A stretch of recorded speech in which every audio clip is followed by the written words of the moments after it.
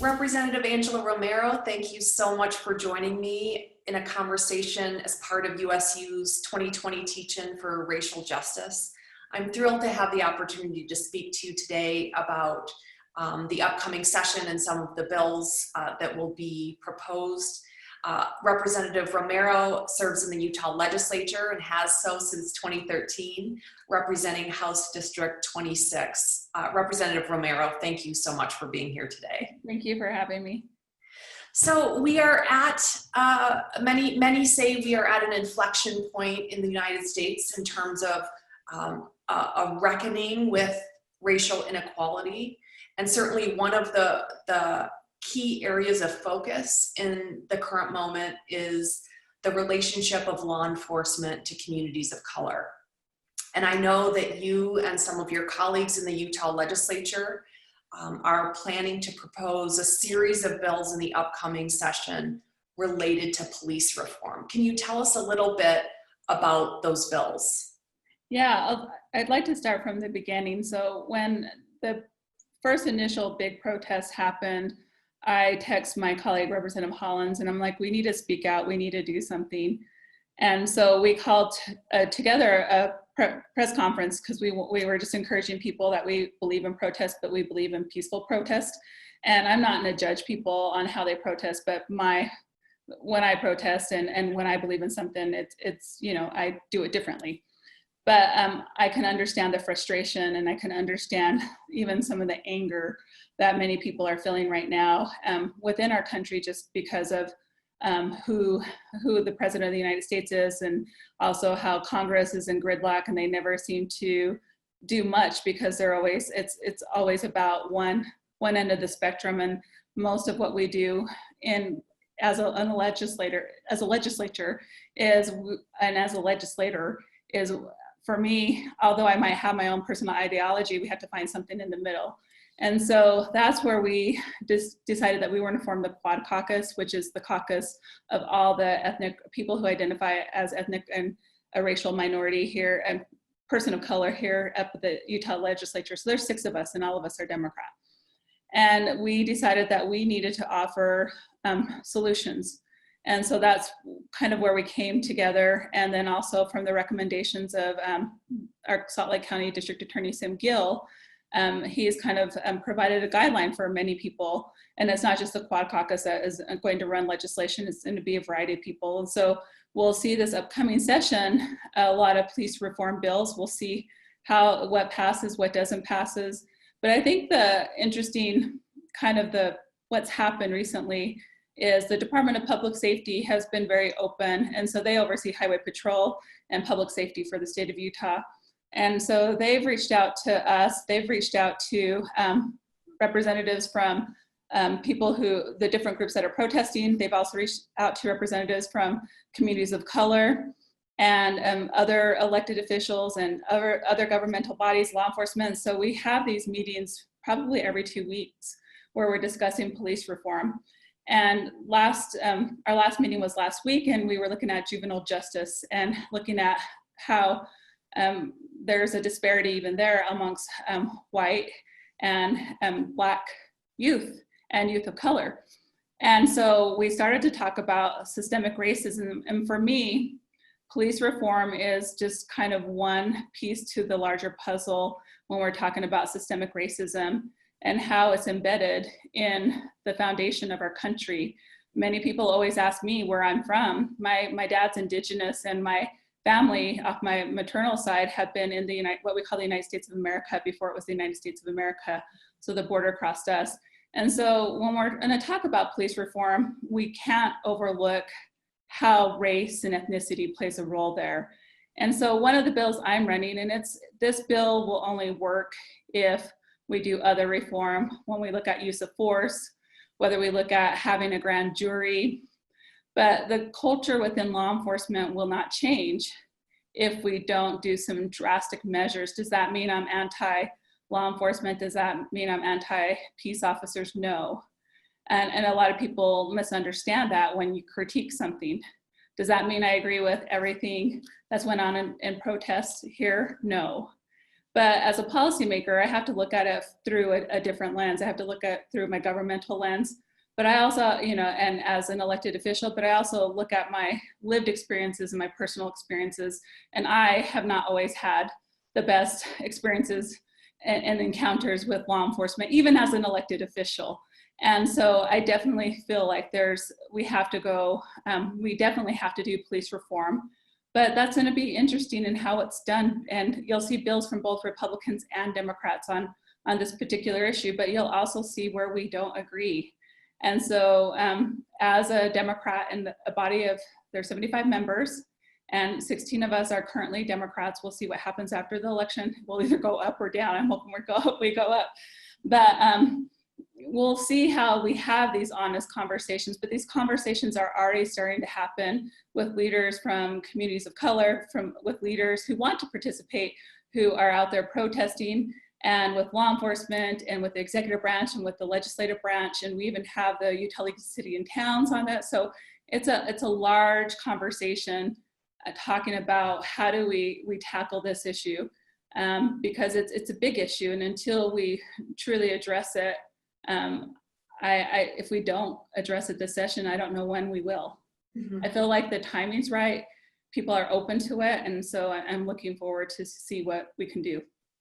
So it sounds like part of your motivation to advance these bills is to actually build in the voices of some communities that have maybe historically been marginalized, but also bring law enforcement and other stakeholders to the table to figure out how best to move forward from this moment. Exactly, because I think with the murder of Mr. Floyd, I think it opened a lot of people's eyes to issues that I've talked about from the time I could talk, because every day I wake up, I look in the mirror, I'm a woman of color. And I've also had this personal experience with the criminal justice system and not myself, but with family members. I have a cousin who's serving 65 years in federal prison. He was the first case prosecuted under Project Safe Neighborhoods. And it had a gang enhancement and it had a gun enhancement. And although he didn't have a gun, but he was gang affiliated, he was given a minimum mandatory, so the judge's hands were tied. And so these are things that we kind of have to reevaluate. I'm not saying that my cousin shouldn't have been held responsible for the crimes he participated in, because I think he did. But I don't know if 65 years in prison with no possibility of parole was the right option. And so for me, this is personal, and it's personal even as an elected official now, and some of the experiences I've had with members of Utah Highway Patrol, and you know, I've talked with superiors on that, just to see the interaction and even treatment in certain situations has been an interesting experience even for me. And so even as a legislator of color up here, if people don't know who I am, it's interesting to see the treatment that I receive once they find out I have a fancy title versus when they just meet me one-on-one. And so for me, this is not only about a policy shift, it's about shifting cultures and shifting work cultures and shifting the way we look at things, because we could fire every officer and only hire people of color to be peace officers. And if we don't change the culture, nothing's going to change. So for me, it's about the system. It's not about who the person is, and it's about changing those cultures. And so we'll see how that happens this upcoming legislative session, because not all of us are going to necessarily agree on how much of a shift that is. As we saw at a national level, the President of the United States told you know, the executive branch and people within the executive branch, no more diversity training. Whereas our governor is smart enough to say, hey, maybe we need to have bias training. So all of this, so we can't talk about police reform if we don't talk about systemic racism. And I'm glad, regardless who's in office here in the executive branch, that they acknowledge that. And I know the Department of Public Safety may not always agree with me, but they're working with me and some of my colleagues to address that as well. And so for me, that's hope. And so progress can be made through policy, but progress can also be made by shifting cultures within systems so that we're not repeating the same thing. Sure. So Representative Romero, what are the biggest challenges of trying to advance police reform right now in Utah? We're in a very contentious political environment, but we're also in an environment where, as you say, more and more people are recognizing the need for tough conversations around racial inequality. What do you see as the biggest challenge in pushing these bills forward? Well, as my colleague, Representative Hollins, always points out before we start a meeting, she goes, we're going to feel uncomfortable, and it's okay to feel uncomfortable. And we have to have people ready to have those uncomfortable conversations. A lot of times people don't, they scare away because they're afraid, oh, what if I say the wrong thing? And for us, it's just a matter of education and learning. And so we're starting to have these uncomfortable conversations. But again, we'll see if our colleagues are ready for that. Again, I'm not trying to say we are the super minority, that's a fact. So how do we make sure that this is not a Democrat or a Republican issue? This is a human rights issue. And so that's the approach we're taking it. And so we're working bipartisan.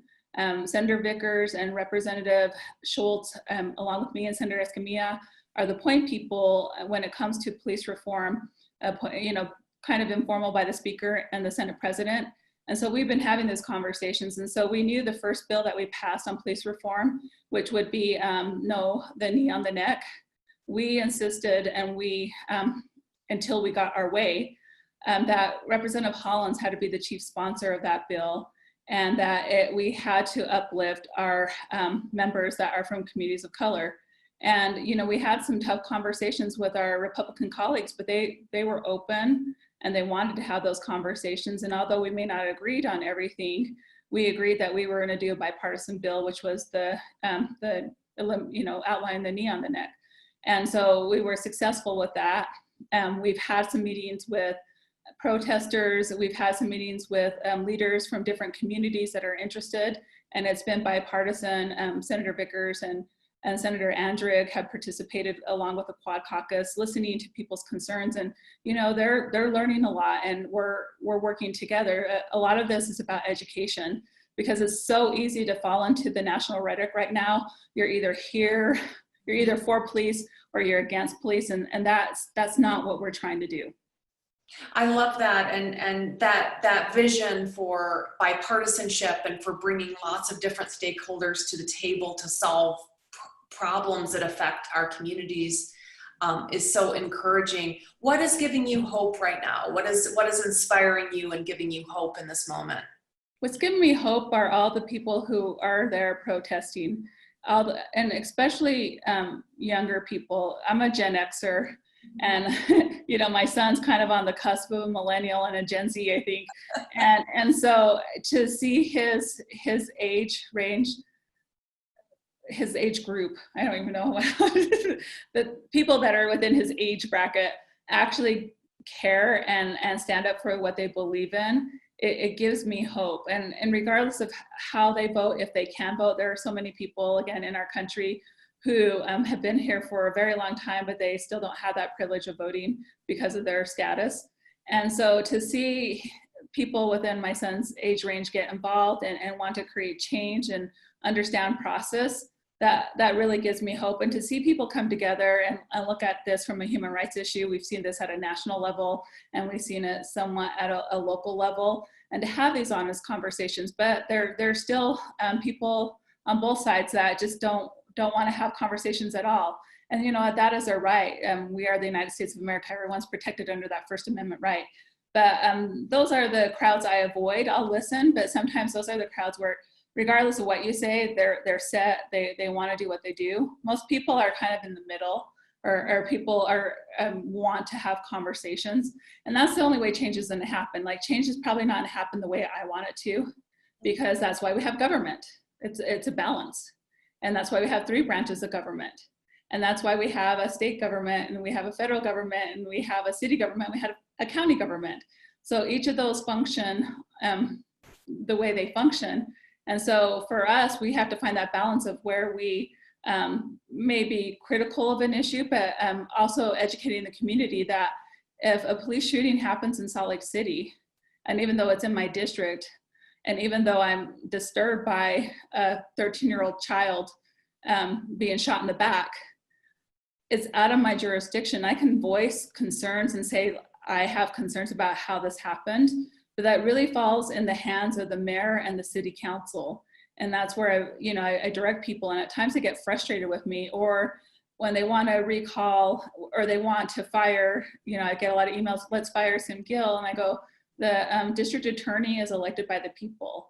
And so it is, if you don't like what he's doing, you can vote him out next election cycle. And so just a lot of what I'm doing right now through all these conversations is educating people about which does it fall under this jurisdiction or another. But that doesn't mean we can't do anything, because we set the law at the state level. So we need to revamp our police. And when we're talking about police reform, we need to revamp our policy in order for municipalities and the county, the district attorney, to be able to do their job. And so I don't know what's going to happen this upcoming session, but I really encourage people, if they seriously want to see police reform, they need to reach out to their elected officials now and have those conversations. And after November, if they get a new elected official, and have those conversations and tell them why they really feel like we need to have change. And that's the only way it'll come, because we are elected to represent the people. And I always tell people, be patient with us, but it'll hold us accountable. And it is our job to represent the voices of the people that elected us. But it's also our job to educate the people who elected us on how policy works and jurisdiction, and finding the balance between different governmental entities. Mm-hmm. So yeah, you kind of anticipated my last question, which is what message can we share with the members of our campus community and our larger community up here in Northern Utah about how we can support you and the Quad Caucus and the passage of these bills in the upcoming session? I just tell people to be an advocate, to reach out to us, to reach out to their own elected officials. And maybe things don't go the way we want it, but that doesn't mean we give up, because every time I didn't get what I wanted, if I was to give up on it, I wouldn't be where I am today. And so I think it's important to tell people and for people to know that just because you don't get it the first time the way you want it doesn't mean you can't get there eventually. And maybe you compromise and maybe you come up with a better solution. And so I always want people to be open to other perspectives, never to abuse or to be abused by people. But I want people to know that compromise isn't bad necessarily, and conflict is also healthy. It's how you approach conflict, because that's where you come up with an answer maybe both parties aren't happy with, but maybe that's in the best interest of the entire community. Because again, I represent the people who elected me, but I also have to think about how it impacts the entire state of Utah. And so it's not an easy task. But we were elected to represent the people, and people need to really, if they don't have the tools, reach out to an organization that can help them. Find out who your elected official is. Find out what legislation they've ran. Find out where they stand on policy issues. And if you don't agree with them, let them know. There are people that don't agree with me that are my constituents, but I still interact with. And sometimes they change my mind. Sometimes I change their mind. So it's important for people I want to emphasize this, we are elected to represent you. We are elected to represent the people. And some elected officials forget this. I'm not saying it's the Utah legislature, but I'm just saying in general. And so I think it's important for, when you approach us though, I've had a couple of people who I know haven't looked at policy I've run or where I stand on particular issues, call me out for not standing up for people of color. And I always respond back, and I'm always kind. And I remind them of all my work in the community and also my work here up on the Hill. But I also remind them that I'm human and I'm always open to new ideas. But it can be infuriating for someone like me who every day I wake up, I look in the mirror, I'm a brown woman, have someone tell me that I don't care about communities of color when that's what I've based my entire legislative career, my academic career. I was a graduate student and for ethnic studies, I taught Chicano studies, Chicano studies, or Latinx studies as we'll call it now. And so I've always been I've always looked at my world through a social justice, environmental justice lens. And so I really feel it's important for people, before you reach out to your elected official, if you can, find out who they are, kind of what bills they've run, what they stand for, so that you are coming from you're starting a conversation from a place of knowledge, not from just saying, I'm gonna call that elected official out because they're not doing enough. And you know what, you're probably right, we're not doing enough, but we're a part-time legislature. Many of us have full-time jobs. And I'm not making excuses, but it's our reality. And I don't see Utah going to, and that's unfortunate, because you look at the who makes up the legislature, and I'm very privileged that I'm able to serve, and I have an employer who supports me, but I also make financial sacrifices as well. We don't get paid very much to do this, and we are part-time. And when you look at the makeup of the legislature and you see that it's dominated by a particular political party, by a political party, a particular gender, and the median age, I think when I got elected, was 58. I'm far from that. And no I'm not trying to discriminate against anyone from age, about their age, regarding their age. But again, to be in this office, to take 45 days, it takes a lot of sacrifice. And a lot of times the everyday person isn't able to do that. So I also, as a person of color, acknowledge my privileges that I have to be able to serve and to have that support. And I think it's really important for people to know that as well, is that there are a lot of barriers for people to serve in office because of the structure of our legislature. That's so important. And I think especially it's so important for our young people to understand both how law gets made and also who is making the laws. I think that's a really important lesson for young people, like you mentioned, your son and the folks in our campus community, coming of political age, having to learn this process. I oversee the youth council for Salt Lake City. So I've worked for Salt Lake City Corporation for 19 years now. And I worked for Mayor Rocky Anderson, and he was the reason why I worked for him, because he was committed to social justice. But one of my duties was to oversee the youth council, and then I was given the youth council.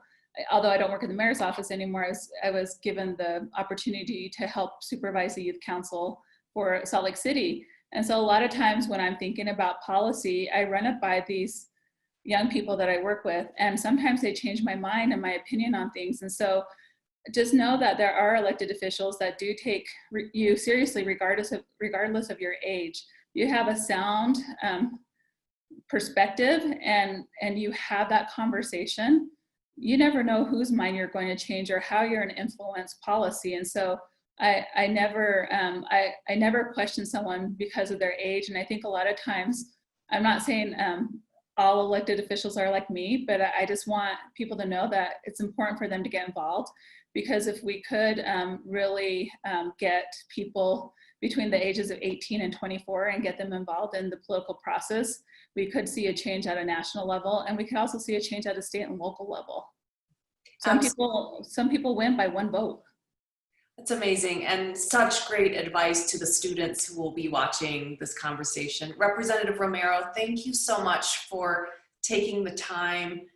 You mentioned the importance of having hard conversations, and that's what we're trying to do with the Teach-In. And I'm so grateful for you for participating and also for your service. I'm sure I speak for many Utahns when I say we're very lucky to have you serving in our legislature. I'm so excited to learn about the Quad Caucus. And I just thank you for your continued service to communities across Utah. I mean, it's a tough job, and it's not easy, but it's so worth it. And I just hope more people get involved and learn who their elected officials are and really talk about policy. I mean, a tough issue right now, and it involves law enforcement, is people who are experiencing homelessness. Not everyone who's experiencing homelessness who's in downtown Salt Lake, where most resources are from Salt Lake City. And so one of the things the state has to do is kind of step up. And we can't just approach this from a law enforcement perspective. we have to approach this from a humane perspective. Does that mean law enforcement not be involved? No, we need law enforcement because there are people who are also taking advantage of people who are experiencing homelessness. So we're facing a lot of issues here as a state, and it seems like we had COVID-19, we had an earthquake, now we had like a hurricane, somewhat. So there's just a lot going on, and I think it just shows that we have to be community, and this is about taking care of everybody. It's about a human perspective, but knowing that race and ethnicity and all these other intersectionalities play a role, and how do we all acknowledge our own privileges, and how do we also kind of deconstruct those, because all of us have biases, all of us stereotype, no one's immune from this. And so I think it's important for people to know that even I have to challenge myself day to day to not stereotype, to not think a certain way, and to be open to other concepts and ideas. And so until we really have everyone doing that, I mean, I don't know, I'm optimistic. I have hope for our future, and we'll see what happens at a national level, because I think that will really influence how people feel about themselves and feel about their country and feel about their state. Because right now, I just feel like it's chaos. Yeah. Well, that's a good place to end, on hope. Hope for that we'll come out the other end of this really difficult time with a greater commitment to other people's families as well as our own. Yeah. Taking care of each other as opposed to hunkering down. I think that's a beautiful vision for our future. Thank you so much, Representative Romero. Yeah, thanks.